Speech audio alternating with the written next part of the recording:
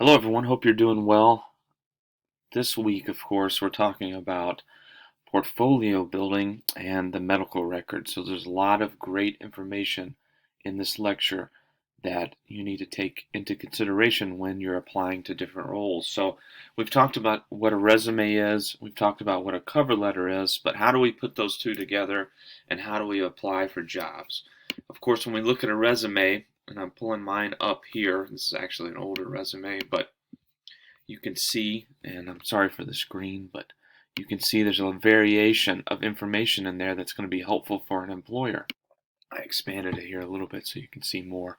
But in relation to your resume, if you just submit a resume, especially for a job that is higher level or something that you're really pursuing, it's most of the time not going to be enough. We've talked about that, right? So along with your resume, you also submit your cover letter, and I've given you a sample cover letter, and here's the example here that you can use when submitting your portfolio. So these two put together is your portfolio. Some people on top of that can include information about uh, different things they've done in their past. So a lot of times for clinical personnel, if you've written a scholarly article that's been published, you can include that in your submission along with your resume and your cover letter.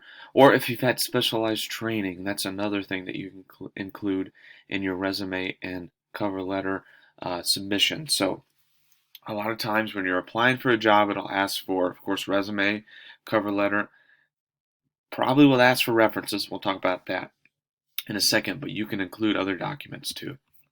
For sake, I'm not going to include my sample references, right, because it has people's names and information in there, how to contact them, etc. But usually you need at least 3 references, and they should be professional, they should be business oriented, and they at times can be personal communication. So, I'll give you an example. I have one colleague that was a chief financial officer that I use as a reference. I have another colleague that was a doctor or physician that I use as a reference. And then I have another colleague that's a director that I use as a reference. So think about what job you're applying to. If it's a dental hygienist, you want to have a dental hygienist as a reference. Maybe even a dentist or another type of provider would be helpful for you. You don't want to just have friends per se. So you want to have something that looks really valuable to your employer, and you also want to have something that when they fill out your reference, you know they're going to do it positively. So a lot of people, they'll put people on a reference that you don't know if they're going to fill out it positive or not, and that could be leading to a negative impact on your potential outcome at that getting that job. So make sure that the person that you're referring to be a reference is someone that's going to give you a good review. About your resume, we talked about your cover letter, we just talked about references, how you put that in a document. There's no standard way, but you can just put names and information. A lot of times you even have to type it in to the employer, maybe in a text box or something when you're giving your application online. So we talked about that, and we talked about an additional method of information that might be asked for. Maybe it's a scholarly article or something that you've done in the past. Maybe it's a certification, that type of thing, especially if it's a clinical role. Sometimes for a nursing role, they'll have you upload your nursing license.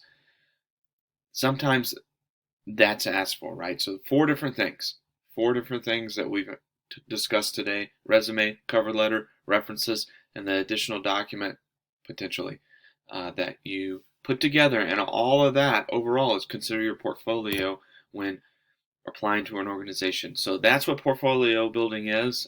You should have one ready to go. Continue to update it as time goes on. As you finish, of course, your time at Pima, you want to make sure that you outline your school and education. We've talked about that in the resume. Put that all together, have it ready to go. Continue to update it when you get new experience, and be ready for that next job that you want to submit for. I hope you enjoyed the lecture. Just a brief outline. Make sure you review the other lecture on the medical record, which is also very important. I also use that lecture in my law and ethics classes, and I think you'll get a lot out of it. Further, there is a PowerPoint about referrals from Melissa. I think is super helpful for everyone to review. I hope you take a look at that as well. If you have any questions, don't hesitate to reach out. I'm happy to help you along the way. Thanks so much.